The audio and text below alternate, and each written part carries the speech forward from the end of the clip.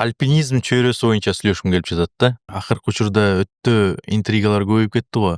Каяктан келип чыгып атат, эмне болуп атат ал жак? Эмнеси? Тиги Рыскүл Акминжанованын тегерегинде окуяларчы. Эмнегедир бул жакта сиздер жана башка альпинизм чөйрөсү анын чыгышына каршы болгондой болду да. Эч ким каршы болгон жок. Эч ким каршы чыккан жок. Эч ким каршы болгон жок. Эч ким каршы болгон жок. Бир дагы адам Рыскүлдүн чыгышына бир дагы адам каршы болгон жок.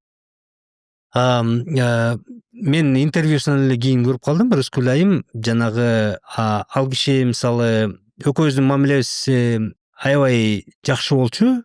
Чыгып келгенден кийин бузулду, бирок азыр оңолуп жакшы болуп калды. Бири-бирибизди айтчу сөзүбүздү айтып, түшүнүп кабыл алып алдык. Азыр жакшы мамилебиз.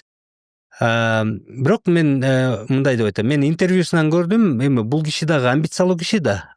Бул киши Эверестке чыгам дегенде мен чынында эле айттым, сен даяр эмессиң депчи. Мен чынында эле даяр эмесмин деп айттым. Ошол экени мисалы катуу кабыл алган экен бул киши. Себептен да бул кишинин аркасында чоң тажрыйба жок эле да.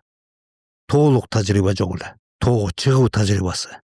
Бул кишинин аркасында 6000 тоо да жок эле, 7000-дикти айтпай эле коеюн. Анан мен ошон үчүн айттым, Рыскүл даяр эмессиң. 6000-дикке чык, 7000-дикке чык. Анан колуңдан келсе бир башка бир 8000-дикке чык, андайын аны Эверестке чык. Аз даяр эмессиң дедим.